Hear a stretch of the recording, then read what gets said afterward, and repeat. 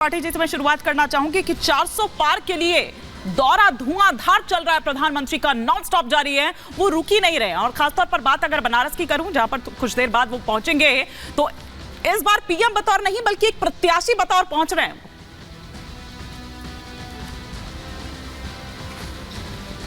देखिए, ये काशी के लोगों का सौभाग्य है कि काशी के लोग केवल एमपी नहीं चुनते हैं बल्कि वहां से सीधे पीएम चुनने का काम करते हैं। ये निश्चित तौर पर काशी के लोगों पर महादेव की कृपा है। कल ही महाशिवरात्रि बीती है और जिन पर बाबा की कृपा होती है निश्चित तौर पर उनको ये सौभाग्य मिलता है। काशी देश में, दुनिया में सबसे प्राचीन नगरी मानी जाती है जो भगवान शिव के त्रिशूल पर टिकी हुई है।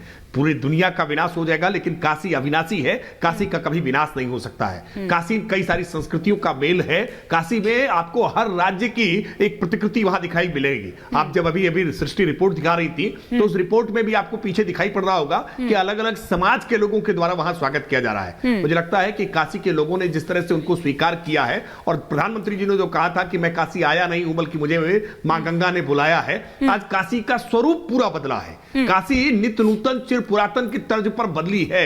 और केवल काशी नहीं बदली है बल्कि पूरे पूर्वांचल में इसका एक सकारात्मक असर हुआ है। उत्तर प्रदेश का पूर्वांचल एक समय में माफियाओं की आहट से थर्राया करता था। मुख्तार अंसारी और अतीक अहमद जैसे कुख्यात अपराधी रंगदारी वसूली करने का काम करते थे और कोई व्यवसाय डेवलप नहीं हो पाता था। लेकिन आज नरेंद्र मोदी जी के मार्गदर्शन में आज पूरे पूर्वांचल का कायाकल्प हुआ है। पूर्वांचल में आज एक पर्यटन, आध्यात्मिक पर्यटन एक बड़े उद्योग के रूप में स्थापित हुआ है। बड़ी संख्या में लोग वहां पहुंच रहे हैं और काशी ने तो रिकॉर्ड तोड़ दिए हैं। मतलब गोवा और केरल जाने वाली जो पर्यटकों की संख्या थी उसके 3 गुना संख्या आज केवल काशी में दर्शन करने के लिए जा रही है। और कल ही महादेव के लिए जिस तरह से महादेव के दरवाजे पर तांता लगा हुआ था भक्तों का, मुझे लगता है कि ये प्रधानमंत्री मोदी जी के विजन का एक परिणाम है। आज जो काशी विश्वनाथ का कॉरिडोर देखते हैं, प्रधानमंत्री जी ने लगातार पूरे देश को मथने का काम कर रहे हैं। एक एक राज्य दर राज्य दौरा कर रहे हैं और पार्टी के प्रति लोगों का जन समर्थन और मजबूत करने का, पार्टी के प्रति लोगों का जो जन समर्थन है उसे और मजबूत करने का काम कर रहे हैं। लेकिन वरुण पुरोहित जी और अब्बास हैदर जी, पहले वरुण पुरोहित जी का रुख कर रही हूं कि वहां तो धुआंधार प्रचार जारी है, पीएम नॉन स्टॉप एकदम जारी है, लगे हुए हैं, दिन रात एक किए हुए हैं। आपकी क्या तैयारी है? आपके तो जो दिग्गज रह गए हैं जो अब पार्टी में, वो चुनावी नहीं लड़ना चाहते हैं। ऐसा लग रहा है कि जैसे हथियार ही डाल लिया उन्होंने, पहले ही हार मान ली है। क्या तैयारी है? हिमानी जी, मैंने कई बार कहा, आज फिर रिपीट कर देता हूं, कांग्रेस बीजेपी का रेप्लिका नहीं है। हाँ। आपको याद होगा, कई पार्टियां, नाम नहीं लेता हूं, वो साल भर पहले ही प्रत्याशी घोषित कर देते थे। अरे सर, अब तो एक हफ्ता रह गया, डेट अनाउंस होने वाली है। कांग्रेस ने डेट अनाउंस होने वाली है।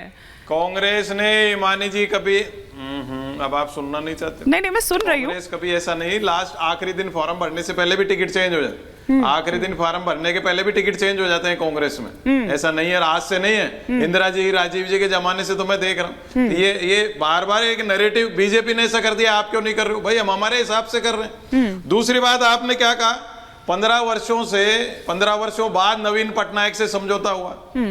जब एक अकेला सप्पे भारी 400 पार की खुद की तैयारी थी, तो छोटे छोटे दल और इनको पकड़ पकड़ के क्या कर रहे हैं? इसका मतलब इनके अंदर भय था, कहीं ना कहीं कमजोरी है, तो ये दूसरों को पकड़ पकड़ के आजकल, अब जैसे तृणमूल कांग्रेस, राष्ट्रवादी कांग्रेस, जैसे बीजेपी कांग्रेस हो गई एक पार्टी, कांग्रेस के आदमी लेके चुनाव लड़ना चाह रहे, इनके पास खुद का कुछ सामान नहीं, इतने 10 साल बाद भी। तो ये पूरे दावे खोखले हैं कि भारतीय जनता पार्टी अकेले 400 सीट पे या 300 सीट पे आ सकती है।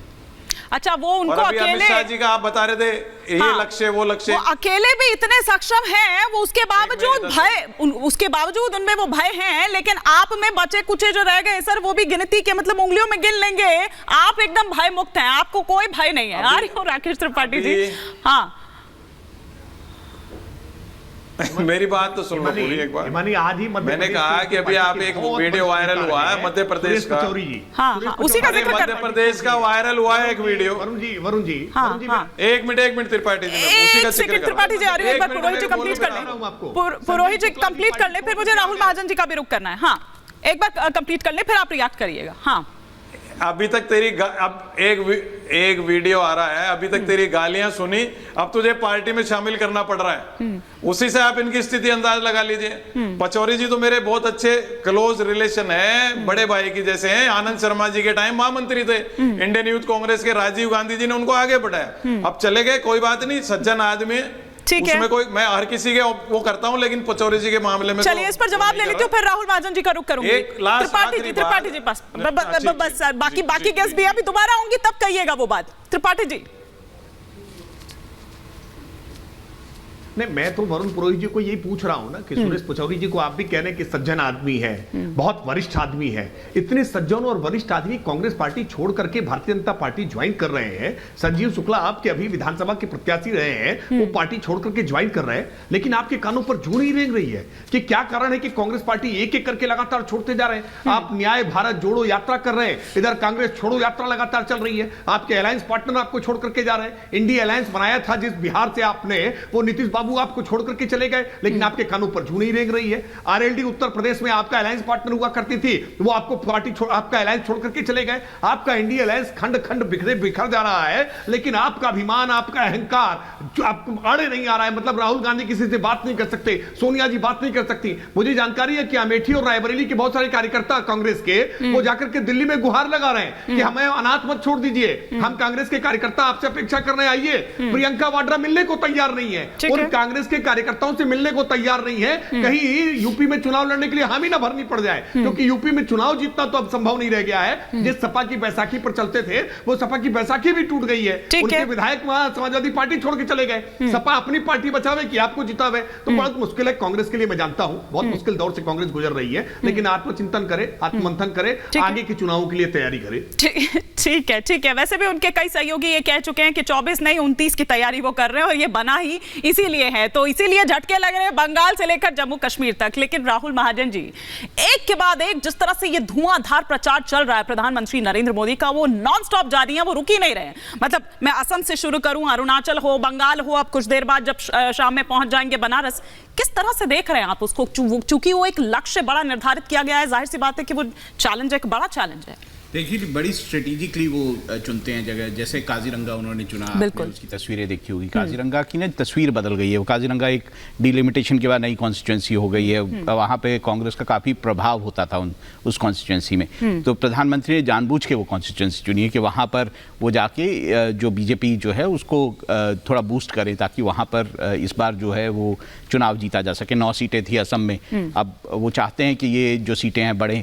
और पूरे नॉर्थ ईस्ट में भी, जैसे अब वो अगर अरुणाचल गए हैं तो अरुणाचल में बीजेपी ने इनरोड्स बनाए 2019 में। 2014 में अगर 1 सीट थी तो 2 सीटें हो गई, 2 ही सीटें वहाँ पे दोनों की दोनों बीजेपी के पास आ गई। तो वो स्ट्रेटेजिकली चुना जाता है कि कहाँ कहाँ प्रधानमंत्री जाएंगे। दूसरी बात यह है कि अभी बहस चल रही थी कि बहुत सारे लोग जो हैं वो कांग्रेस से बीजेपी में आ गए हैं। तो ऐसा भी नहीं कि बीजेपी से लोग जो है दूसरी जगहों पे नहीं गए। अगर आप पश्चिम बंगाल की बात करेंगे तो उनके अभी पिछली बार के एक एमपी जो है उन्होंने तृणमूल कांग्रेस ज्वाइन कर ली, एक एमएलए थे उन्होंने ज्वाइन कर ली।